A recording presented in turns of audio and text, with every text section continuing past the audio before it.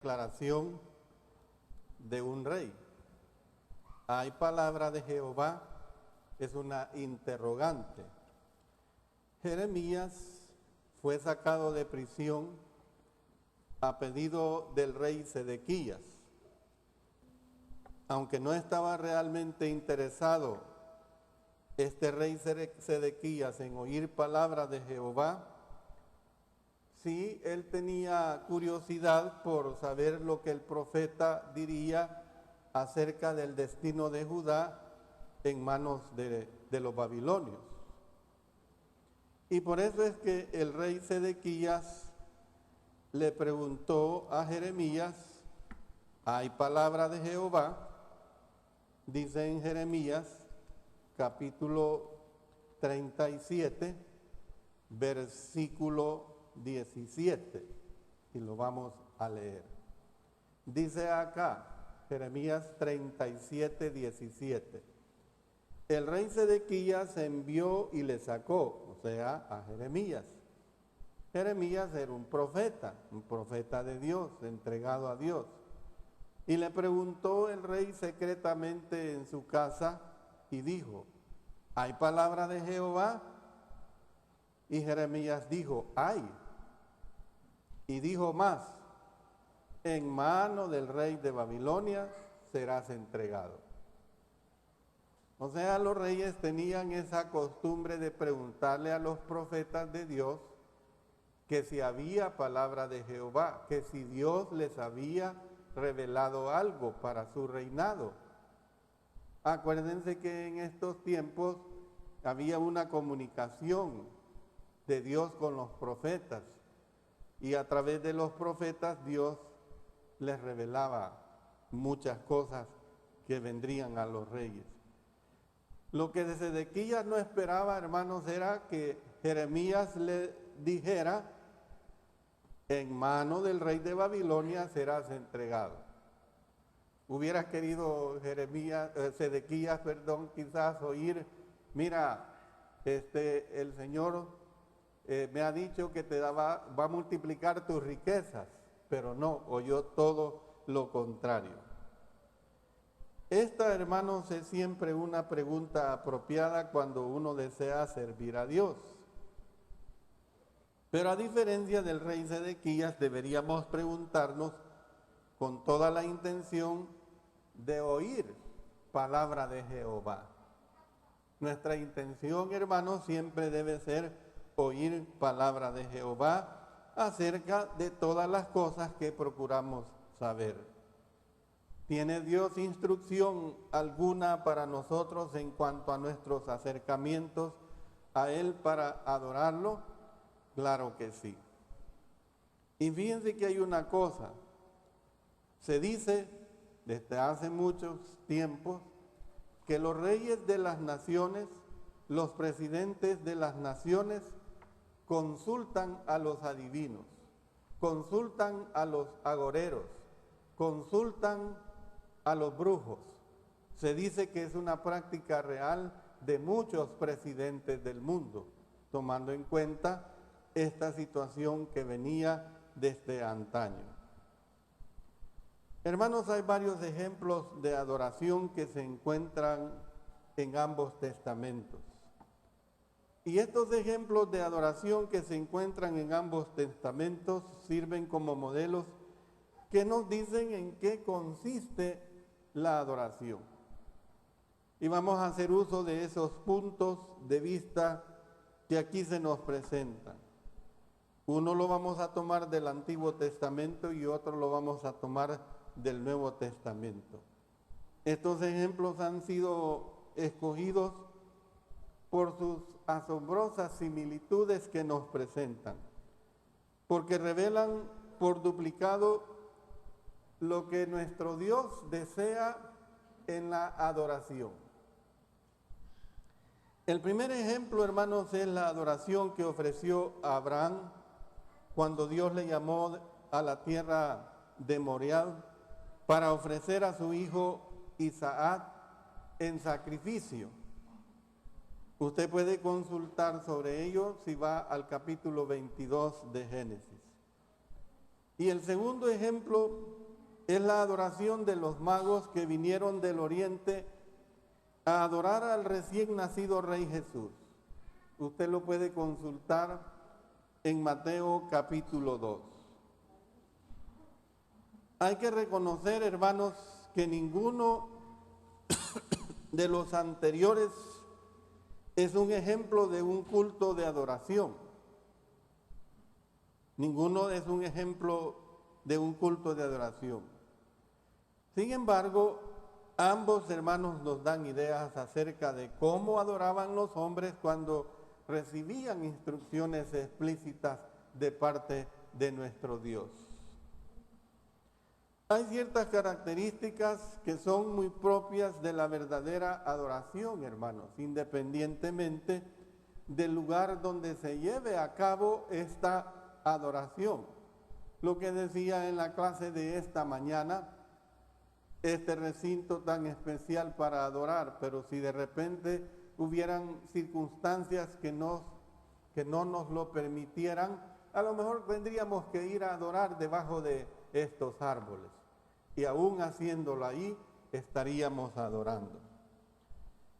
Entonces, hermanos, estas características que son muy propias de la verdadera adoración son independientes del lugar donde se lleve a cabo. Y la primera característica de estos ejemplos de adoración es que, en primer lugar, fueron iniciados por instrucción de Dios. Fíjense bien, primero fueron iniciados por instrucción de Dios. En el caso de Abraham, Abraham no habría tenido motivo para ir a Moriah si Dios no le hubiera dado instrucciones explícitas. Ahí en Génesis capítulo 22 y el versículo 2. Génesis capítulo 22 y el versículo 2. Noten lo que ahí expresa. Toma ahora tu hijo, tu único Isaac, o noten, tu único, a quien amas, y vete a tierra de Moriah, y ofrécelo allí en holocausto sobre uno de los montes que yo te diré. Nosotros leemos las palabras, hermanos. Muchas palabras las leemos con sencillez y a veces no le ponemos cuidado porque no son comunes a nuestro léxico del idioma castellano. Y hay que descifrar muchas cosas de ellas. Cuando el Señor le dice a Abraham, le dice que tome a su hijo en holocausto. Mire, lo que le estaba diciendo es, toma a tu hijo para que lo quemes. Para ellos no había una situación de un doble sentido. El holocausto era quemar, porque ellos estaban acostumbrados, aunque aquí todavía no se daba la ley de Moisés, pero Abraham presentaba sacrificios en holocausto. Sabían lo que era quemar animales, el holocausto era quemar. Bueno, Abraham fue obediente a ese mandato. En el caso de los magos, no hubieran hecho el largo viaje a Belén, donde nació Jesús, si Dios no los hubiera guiado por medio de una estrella. Mire lo que dice en Mateo capítulo 2 y el versículo 2. ¿Dónde está el rey de los judíos que ha nacido? Porque su estrella hemos visto en el oriente y venimos a adorarle. Nosotros, hermanos, no conocemos los detalles de cómo llegaron a saber que debían seguir esa estrella, ni cómo llegaron a saber o cómo llegaron a saber que esta estrella los guiaría al sitio del nacimiento de Jesús. Nosotros, hermanos, solo sabemos que Dios usó la estrella para guiarlos.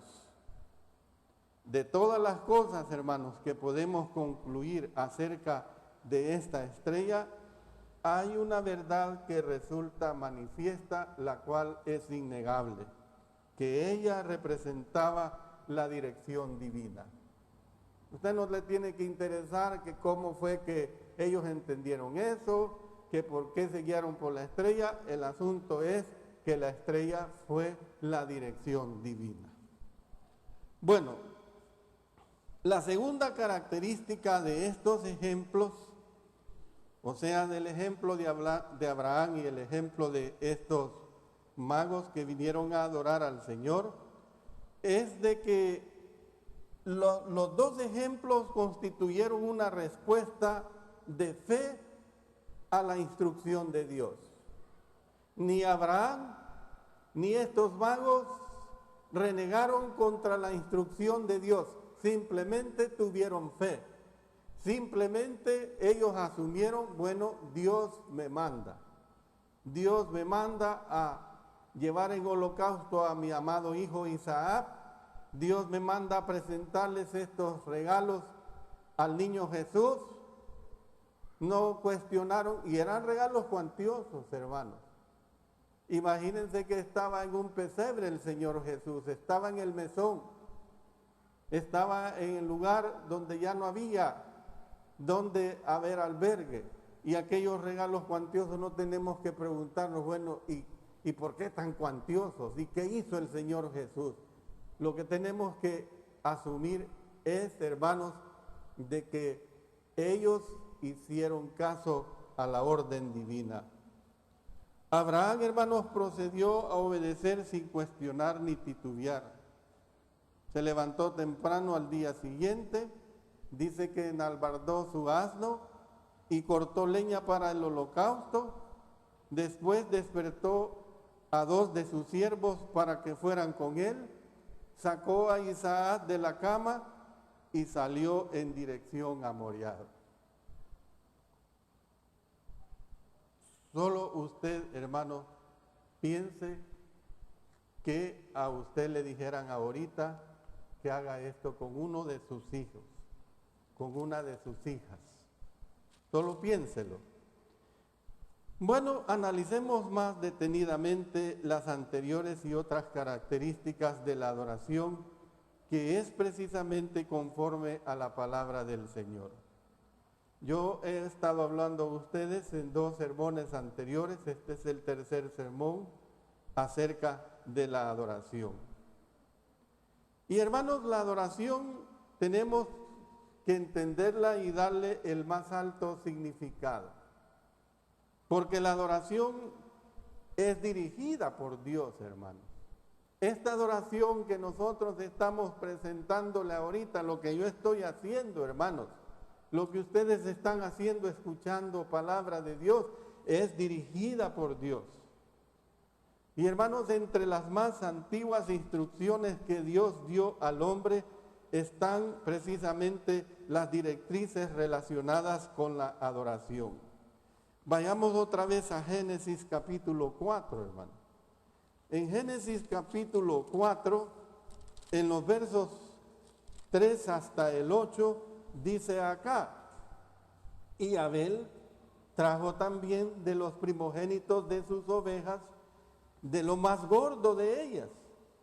Y miró Jehová con agrado a Abel y a su ofrenda, pero no miró con agrado a Caín y a la ofrenda suya.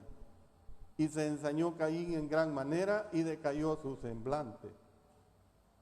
Entonces Jehová dijo a Caín: ¿por qué te has ensañado? ¿Y por qué ha decaído tu semblante? Si bien hicieres, no serás enaltecido, y si no hicieres bien, el pecado está a la puerta. Con todo esto, a ti será su deseo, y tú te enseñorearás de él. Y dijo Caín a su hermano Abel: salgamos al campo. Y aconteció que estando ellos en el campo, Caín se levantó contra su hermano Abel y lo mató. Pero vamos, hermanos, a Hebreos capítulo 11 y el versículo 4. Miren lo que nos dice en Hebreos capítulo 11 y el versículo 4. Por la fe Abel ofreció a Dios más excelente sacrificio que Caín, por lo cual alcanzó testimonio de que era justo, dando Dios testimonio de sus ofrendas, y muerto aún, habla por ella. Ustedes se dan cuenta, hermanos y hermanas y amigos, amigas, que el primer homicidio fue motivado por la ira de Caín al no seguir las instrucciones de Dios para la adoración.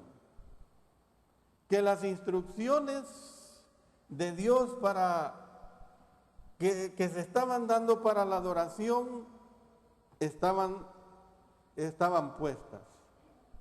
Y que la totalidad de la narración de la Biblia es una revelación precisamente de la iniciativa de Dios, que procura precisamente, hermanos, unir al hombre con Dios mismo en esa verdadera adoración.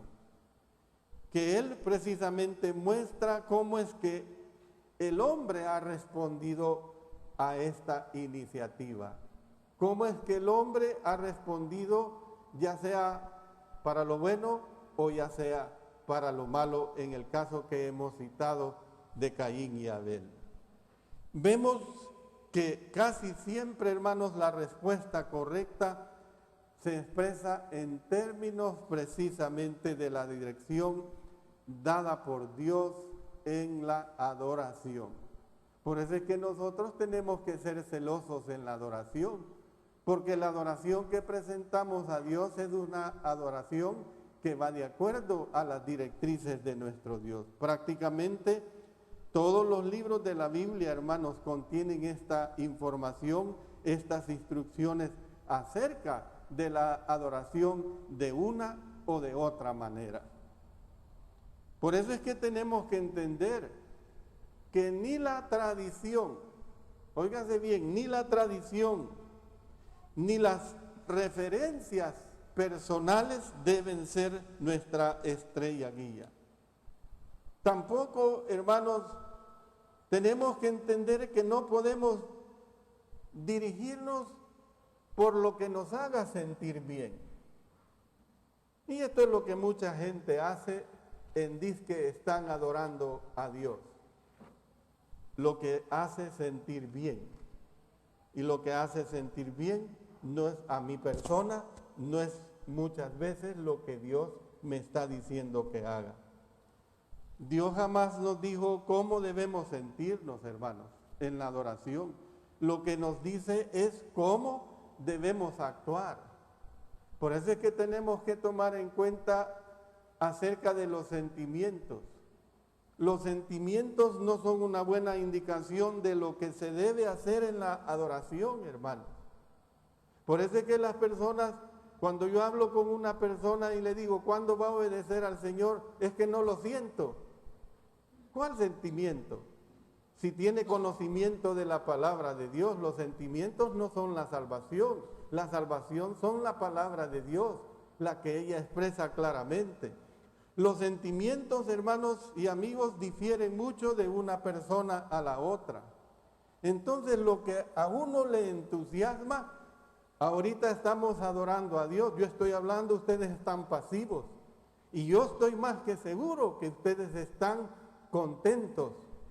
Sus sentimientos no son los sentimientos de la gente que está ahí en la cancha. Los sentimientos son totalmente diferentes, hermanos.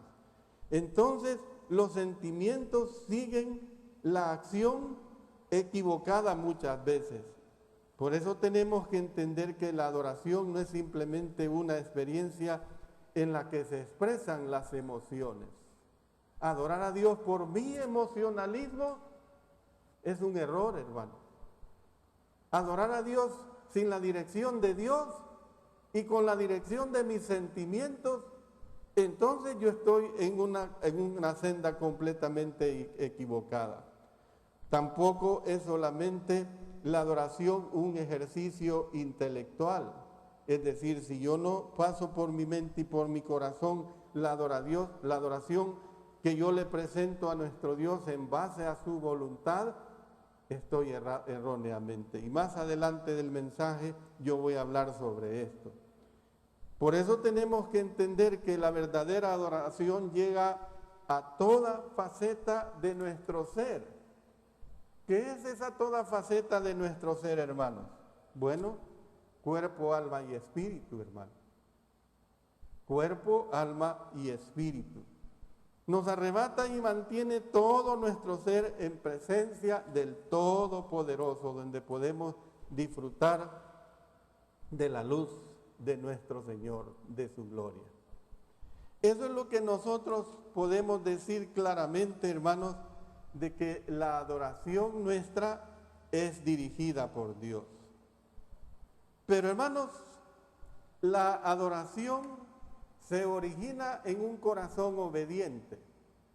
Yo voy a adorar a Dios si tengo un corazón obediente.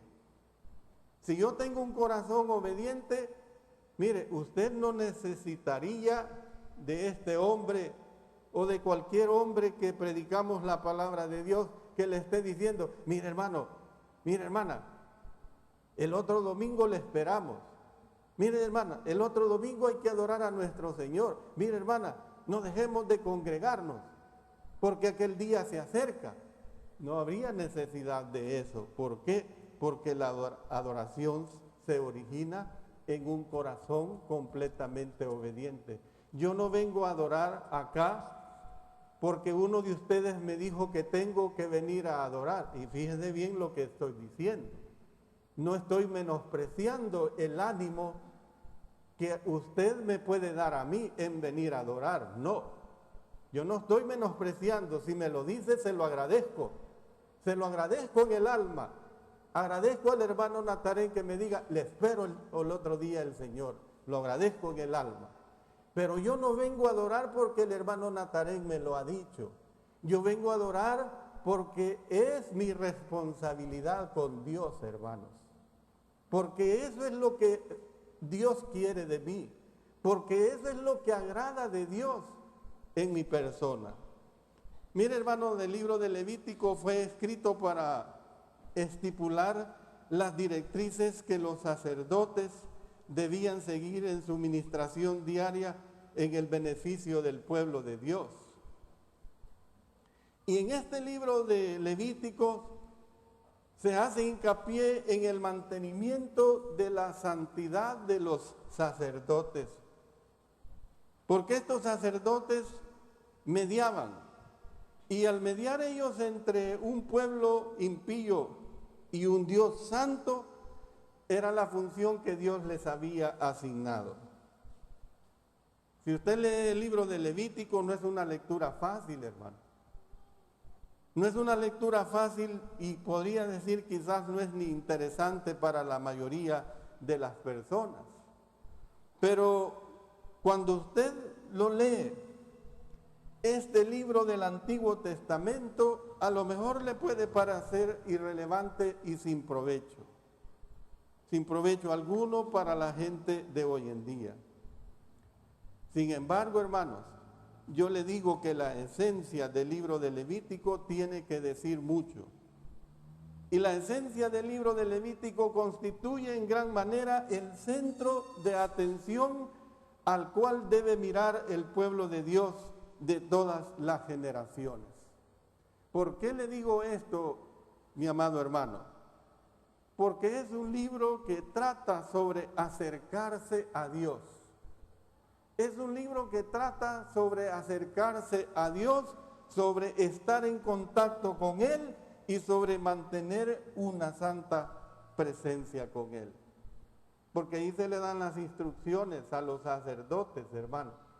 Y usted se va a notar que al darles estas instrucciones a los sacerdotes, se requería de hombres que fueran íntegros.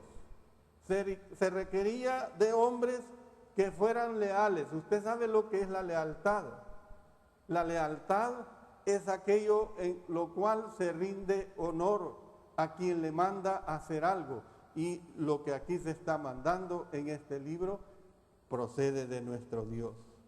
Entonces, hermanos, nosotros podemos ver que acercarse a Dios es realmente un asunto serio. Acercarse a Dios es un asunto serio. Acercarse a Dios, hermanos, ese es el más grande privilegio que nosotros podemos tener. El más grande privilegio que se le ofrece al hombre, hermanos. El más grande privilegio que se le ofrece al ser humano. Jamás debemos acercarnos a Él a la ligera. Usted no venga a adorar el día del Señor a la ligera. Mire, si tiene que hacer un mandado, mejor quédese. Qué triste cuando yo veo que alguien participa de la cena del Señor y se va, porque tiene que hacer un mandado. Mejor quédese, hermano, hermana, porque usted no realmente ha venido con el propósito de adorar a Dios. A Dios no se le adora a la ligera. A Dios no se le sirve así, de esta manera. Ni debemos intentar hacerlo poniendo nuestras propias condiciones. Usted me va a decir, hermano, es que fíjese que he dejado a mi hijo en tal lugar, hermano, es que fíjese que a las 12 va a llegar tal persona y yo tengo que irme, por eso le digo, no adore a Dios a la ligera y mejor para usted, no para Dios, no por mi consejo espiritual, mejor haga sus quehaceres, pero no adore a Dios bajo tales condiciones, bajo tales circunstancias. Hermanos, en medio de las minuciosas reglas y normas para el sacerdocio, Dios se tomó el tiempo para narrar la historia de cómo comenzaron los sacerdotes su primer día de trabajo. Y usted lo puede consultar ahí en Levítico capítulo 9, específicamente leyendo de los versos 8 hasta el 24. Yo me voy a referir a un versículo nada más. Al final de los diferentes sacrificios del día, dice el verso 24, hermanos, que salió fuego de delante de Jehová y consumió el holocausto. O sea, lo quemó. Ya hemos visto esto. Y viéndolo todo el pueblo, miren lo que sucedió. Alabaron y se postraron sobre sus rostros. Alabaron y se postraron sobre sus rostros.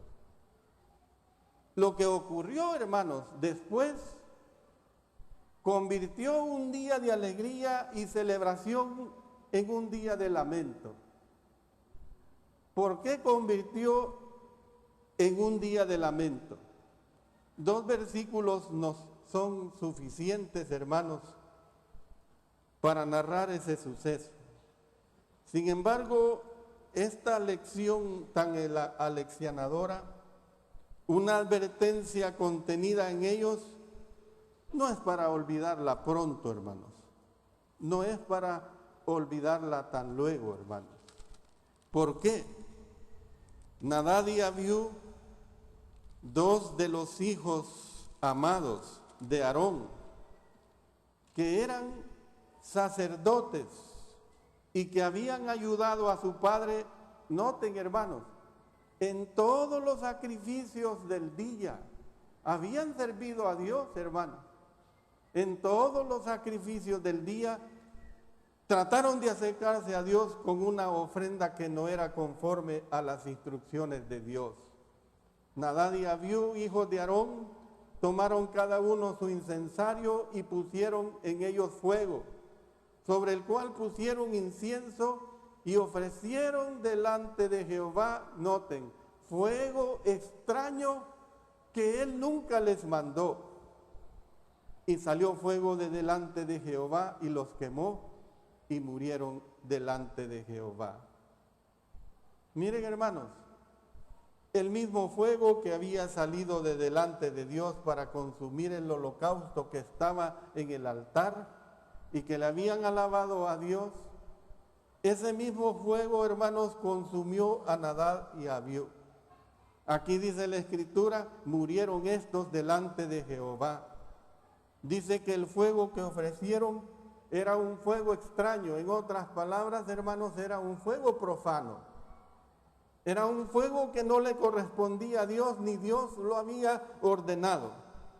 Dios les había dado instrucciones explícitas en cuanto al fuego a ser usado en la adoración. Pero ellos no la siguieron. No la siguieron. Es como Dios no lo permita ni nuestras mentes lo permitan, que un día se nos olvidara traer el pan sin levadura y de repente, empezando por mí para no ofenderles, yo les diría a ustedes, vamos a traer un par de tortillas, hagámoslas pedazos y sustituyamos la tortilla por el pan sin levadura. Yo tendría el castigo de mi Dios, quizás no en esta forma como lo hacía antiguo testamentariamente, pero Dios me reprendería seriamente de una o de otra manera. Nosotros, hermanos, tenemos que entender que las directrices de Dios se tienen que cumplir al pie de la letra. Podemos incluso estar actuando por atrevimiento y a la vez, hermanos, estar creyendo todo el tiempo que estamos haciendo exactamente lo que Dios desea. Por eso, hermanos, nosotros podemos ver, pues, que la aleccionadora verdad es que si Dios se ha pronunciado, debemos de estar atentos para escucharlo, hermano. Debemos de estar muy atentos para escucharlo. Dios se pronuncia a través de su palabra. Dios se pronuncia a través de lo que nosotros hemos sido herederos, su palabra escrita. Entonces, la adoración es válida, hermanos, solamente en la medida que ella sea una respuesta obediente a esa revelación divina. Así es como nuestra adoración es válida. Hermanos, es cierto que el culto en ciertos momentos pareciera que fuera más que forma. Pareciera que fuera más que forma. Pero esto, hermanos, no significa que podemos olvidarnos de que Dios nos ha dado instrucciones explícitas, las cuales tenemos que seguir, las cuales nosotros no podemos cambiar. Miren, la experiencia de Israel con el Arca del Pacto constituye una ilustración, hermanos, muy vívida de la verdad anterior que les estoy diciendo. Nosotros sabemos sobre el tabernáculo. El tabernáculo y los objetos que había en él eran usados en la adoración. Y el objeto que mejor representaba la presencia de Dios, hermanos, era precisamente el arca del pacto. El arca del pacto era lo más sagrado dentro de ese tabernáculo. ¿Por qué, hermanos? Porque Dios moraba entre los querubines que estaban sobre ese propiciatorio que estaba encima del arca. Ustedes recuerdan, y voy a hacerles mención a algunas de esta historia antiguo testamentaria. Cuando Elí era sacerdote, los filisteos, que eran los enemigos eternos de Israel, capturaron precisamente esta arca. Y debido a que en todo lugar, óigase bien, en todo lugar donde ponían el arca, era maldecido el pueblo filisteo que estaba en los alrededores. Se dice, hermanos, que el arca estuvo en tierra de los filisteos solamente 7 meses. Como no sabían de qué modo podían volver a enviarla a Israel, los sacerdotes y los adivinos filisteos, imagínense, decidieron hacerle un carro nuevo. Y en este carro nuevo, una carreta nueva, un carretón nuevo, como usted se lo imagine, pondrían el arca junto con presentes de oro. Y dice la Escritura que planearon uncir al carro con 2 vacas que estuvieran criando, pero a las cuales no les habían puesto yugo, o sea, no habían sido domadas, pues, estaban, como quien dice, limpias. Y después les quitaron a estas vacas sus terneros. Entonces, cuando soltaran las vacas, Estas vacas naturalmente irían a algún lugar a buscar a sus crías. Los filisteos determinaron de antemano que si las vacas subían por el camino que llevaba a Bet-Semes, sería una señal de que era Dios quien había traído las desgracias. Si no subían por el camino de Bet-Semes, sabrían que no habían sido maldecidos, sino que sus desgracias habían sido simplemente coincidencias. Miren qué cosa. Pero ¿qué pasó? Que al final las vacas se encaminaron por el camino de Bet-Semes, y de aquí fue llevada el arca a casa de Abinadab en Kiriat Jeraim, donde estuvo el arca por 20 años, hermanos. Donde estuvo el arca por 20 años. Hermanos, cuando David fue proclamado rey, el deseo de David por contar con la presencia de Dios lo motivó a traer el arca a Jerusalén. Y miren lo que pasó, que después de consultar con sus capitanes y jefes, llegaron todos al acuerdo de que el arca debía estar en Jerusalén, porque ellos no se habían acercado a Dios en el lugar donde Él había establecido su nombre por largo tiempo. Y del mismo modo que los filisteos hicieron 20 años atrás, los israelitas, óigase bien, los israelitas pusieron el arca en un carro nuevo que era guiado por Uza y Ahío, los dos hombres que iban guiando este carro. Y dice que salieron con gran regocijo, hermano. Salieron con gran regocijo, llevaban el arca de Dios, cantando, tocando música a medida que avanzaban. Y cuando llegaron a la era de Nacón, dice que los bueyes empezaron a tropezar, a lo mejor habían piedras. Comenzaron a tropezar y Uza, evidentemente creyendo que el arca estaba a punto de caer del carro, puso sus manos sobre esta para estabilizarla.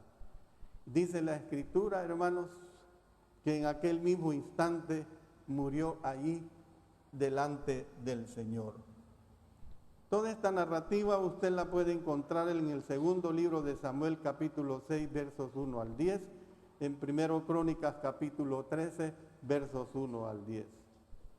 La narración de segundo Samuel dice que en una de las versiones, y lo hirió ahí Dios por aquella irreverencia. Imagínense, hermanos, lo hirió Dios allí por aquella irreverencia. ¿A cuántos no nos hiriera Dios ahora en día por muchas de nuestras irreverencias? Yo no le deseo eso, pero le estoy hablando con la palabra de nuestro Dios, de los hechos, cómo Dios se comportaba cuando no se cumplía su voluntad. Hermanos, los israelitas habían consultado con sus capitanes y jefes, pero ni David ni los que le ayudaban habían consultado con el Señor. Todo el evento fue irreverente, hermanos. Todo el evento fue irreverente. No porque no fueron sinceros, sino porque actuaron de modo contrario a la voluntad de Dios al trasladar el arca, hermanos. David estaba molesto y a la vez asustado. No sabía cómo traer el arca a Jerusalén, así que la llevó a casa de Obed-Edom, donde la dejó por 3 meses. Y sigo hablando. No fue sino hasta que a David le dieron aviso de que Dios había bendecido la casa de Obed-Edom, que renovó sus esfuerzos por trasladar el arca a Jerusalén. Y esta vez, hermanos, sin embargo, es evidente que averiguó el modo correcto de transportarla. Se interesó en lo que Dios dice, y eso es lo que nosotros nos tenemos que interesar. Mire, ayer yo hice algo que yo entiendo que a lo mejor al pensamiento de algunos hermanos, algunas hermanas, puede ser algo falto de consideración. Y yo advertí a los asistentes al seminario de la zona central de un hermano que una iglesia local le ha cortado de comunión. Cortar de comunión, hermanos, es no tener comunión por un pecado, porque no se arrepiente el hermano de su pecado. Yo soy garante con el hermano Manuel Azucena de que la iglesia nos llamó, sé perfectamente que su problema es doctrinal. Pero cuando llaman a recibir la correspondencia de esta iglesia, no había más que este hermano nada más. Y él se levanta y campante va adelante a recibir la correspondencia. Yo tengo que advertir. Y yo le digo a mi hermano Nelson, no.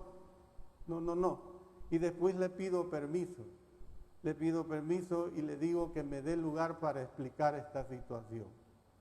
Y yo tengo que explicarle a los representantes de las iglesias, decirles, este hermano ha sido cortado por tal iglesia de comunión. Ellos enviaron cartas de ese corte de comunión y por lo tanto nosotros no podemos tener comunión con este hermano hasta, como lo dice el apóstol Pablo, se consuma en tristeza y se arrepienta de su pecado. Si él se arrepiente, la comunión le es restablecida.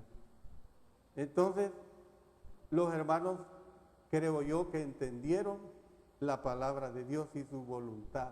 Hermanos, nosotros tenemos que entender que con los designios de Dios no podemos actuar al contrario de lo que Él dice. Lo que nosotros vemos que desde un principio no habían sido los sacerdotes los que la llevaran. ¿A quién le correspondía llevar el arca del pacto? Era a los sacerdotes, porque no habían inquirido de parte de Dios como deseaba Él que se transportara el arca. Miren lo que dice en 1 Crónicas capítulo 15 y el versículo 13. 1 Crónicas capítulo 15 y el versículo 13. Pues por no haberlo hecho así vosotros la primera vez, Jehová nuestro Dios nos quebrantó por cuanto no le buscamos según su ordenanza. Mire, por cuanto no le buscamos según su ordenanza. Se dio cuenta de que los levitas eran los únicos que debían llevarla, los únicos que deberían de transportarla. Miren, retrocedamos aquí mismo en el versículo 2. Dice, entonces dijo David, el arca de Dios no debe ser llevada sino por los levitas, porque a ellos ha elegido Jehová para que lleven el arca de Jehová y le sirvan perpetuamente. Hermanos, de nuevo David congregó a los israelitas para celebrar el evento. Ahora era todo lo contrario. Y esta vez, sin embargo, dice la Escritura que pidió a 862 descendientes de los hijos de Aarón que le ayudaran. Llamó a los sacerdotes y les dijo lo que dice aquí en este versículo 12. Vosotros que sois los principales padres de las familias de los levitas, santificaos vosotros y vuestros hermanos y pasad el arca de Jehová Dios de Israel al lugar que le he preparado. Esta vez, hermanos, el traslado del arca tuvo éxito porque los hijos de los levitas llevaron el arca puesta sobre sus hombros, como se les había pedido.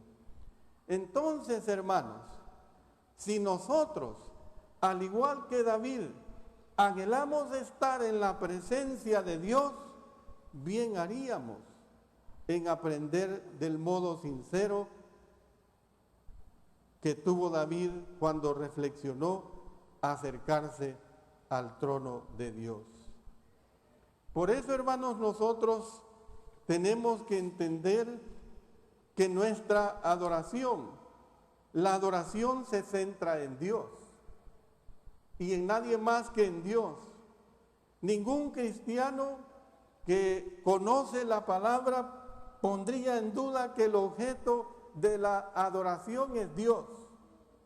El objeto de nuestra adoración siempre debe ser nuestro Dios, hermanos, porque Él es el único a quien debemos ofrecer, como dice su divina palabra, sacrificio de alabanza, es decir, fruto de labios que confiesan su nombre, hermanos.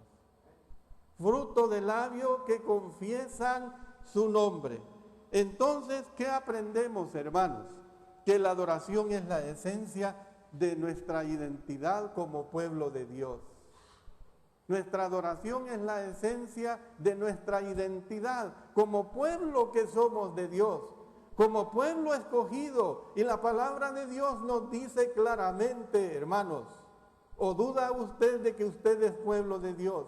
¿O duda usted de que nosotros como iglesia, como el reino de Dios, somos pueblo de Dios? Yo no creo eso que usted esté dudando, pero si usted tiene esa firme convicción, que esa convicción sea verdaderamente de hecho. Hermanos, muchas veces tenemos la tendencia a pensar más en términos de lo que atraerá a la audiencia más grande. La audiencia más grande y de lo que hará que sigan viniendo las personas. Por eso es que la gente mete en baterías en la adoración. Por eso es que la gente mete en cantantes en la adoración. Porque de esa manera atraen. Pero están atrayendo a los hombres. No están atrayendo a Dios, hermanos. Tenemos que entender claramente estas condiciones tan especiales de nuestro Dios. Hermanos, claramente la palabra de Dios es bien instructiva. Puede que nos parezca que el tener una audiencia más grande resultará en una experiencia agradable de adoración, precisamente porque nos estamos guiando por el entusiasmo. Puede que estemos siendo tentados a pensar en términos de qué es lo que les dará a los que presiden la adoración la oportunidad de ejercitar sus talentos. Hay un buen cantante, hay una buena cantante, hay que darle la oportunidad que le cante a Dios. ¿Y qué de todos nosotros con nuestras voces desafinadas? La adoración es para servirle a Dios, todos en unanimidad. Hermanos, cuando comenzamos a pensar de este modo, nos estamos alejando del centro de la adoración. Porque tal adoración podrá resultar atrayente a la carne, pero no al espíritu, hermano. Y lo que no atrae al espíritu, y sobre todo al espíritu de Dios, eso no es la adoración que se presenta. Muchas veces le queremos dar rienda suelta a veces más al ego, a nuestro yo. Primero yo, después yo y por último yo. Y cuando nosotros le queremos dar lugar más a nuestro ego, entonces dejamos a un lado el objeto de nuestra adoración, que es nuestro Dios. Demasiado a menudo la modernidad de hoy en día habla en voz alta, en alta voz, de una forma errónea de lo que es Dios. Demasiado hoy en día se habla de culturizar la adoración. No, yo tengo que adorar en base a la cultura. Y cuando nosotros nos vamos por ese lado, entonces perdemos nuestro centro, que es nuestro Dios. Hermanos, la adoración debe llenar las necesidades humanas y de hecho las llena, pero no con el nivel, no en el nivel superficial de la experiencia, ya sea física o ya sea emocional. Hermanos, tenemos que entender que la verdadera adoración no es un concierto, que la verdadera adoración no es una actuación con el fin de provocar en los participantes un frenesí, una emoción. Si para eso lo puede lograr de muchas formas indebidas. ¿Por qué usted cree que hay tantos drogos? Porque llegan a este estado de frenesí, porque llegan a este estado de emoción. Pero nosotros no necesitamos ese estado de emoción, ese estado de frenesí. ¿Por qué hay tantas personas que se les predica el Evangelio una y más veces? Yo se los he predicado aquí en este recinto una y más veces y no obedecen. Y cuando yo les digo, ¿por qué no obedecen? Me dicen, es que no lo siento. Pero ¿qué es el sentir? El sentir no es emoción. El sentir, de acuerdo a la voluntad de Dios, es conocer su palabra, es conocer su evangelio. Si usted entiende que es una persona pecadora, si usted entiende y cree en Jesús, si usted entiende que debe confesarle sus pecados delante de su iglesia, usted tiene que ir a las aguas y ser sumergida para recibir el lavamiento de todos sus pecados por la sangre de nuestro Señor Jesucristo. Eso es lo que dice la palabra de nuestro Dios. Cuando Dios se convierte en el centro de interés de nosotros, nosotros nos convertimos precisamente en el centro de interés para Dios. Hermanos y amigos, hermanos y hermanas en especial, no adoramos a Dios para que Él haga que nos pasen cosas buenas. Y tampoco nuestra adoración obliga a Dios a velar porque nada malo nos pase. Adoramos a Dios, hermanos, porque Él es Dios. Adoramos a Dios porque Él es Dios. Dice la palabra de Dios que aunque hay quienes consideran que la Biblia está desactualizada y desvinculada en lo cultural, la palabra de Dios debe seguir siendo la autoridad que determine nuestros comportamientos en la adoración. Su palabra, hermanos, debe gobernar nuestra conducta independientemente del medio cultural que nos rodea o de la opinión de las masas. Mire, la adoración debe ser inspiradora y edificante para el adorador.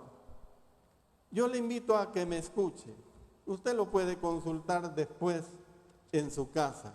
Pero escuche lo que dice la palabra de Dios en 1 Corintios, en el capítulo 14. Yo me gocé, me edifiqué, me llené de mucho gozo esta madrugada a las 4 de la mañana que estaba estudiando esto que le voy a leer. Dice en 1 Corintios capítulo 14, versos, yo lo voy a ir diciendo, 3. Pero el que profetiza, hable a los hombres para edificación, exhortación y consolación. 4. El que habla en lengua extraña, a sí mismo se edifica. Pero el que profetiza, edifica a la iglesia. Así que quisiera que todos vosotros hablaseis en lenguas, pero más que profetizaseis, porque mayor es el que profetiza que el que habla en lenguas, a no ser que las interprete para que la iglesia reciba edificación. Verso 12. Así también vosotros, pues que anheláis dones espirituales, procurad abundar en ellos para edificación de la iglesia. 17. Porque tú a la verdad bien das gracias, pero el otro no es edificado. 26. ¿Qué hay pues, hermanos? Cuando os reunís, cada uno de vosotros tiene salmo, tiene doctrina, tiene lengua, tiene revelación, tiene interpretación. Hágase todo para edificación. 31. Porque podéis profetizar todos uno por uno, para que todos aprendan y todos sean exhortados.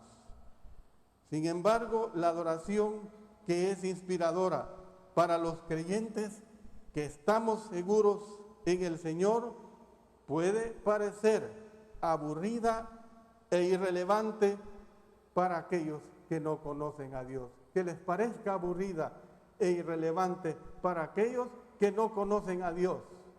Pero que a nosotros, hermanos, nunca nos parezca aburrida nuestra adoración a nuestro Dios. Que tenemos que trabajar para que estas personas que no entienden a Dios un día no lleguen a tener ese concepto que ahora tienen del aburrimiento de la adoración a Dios.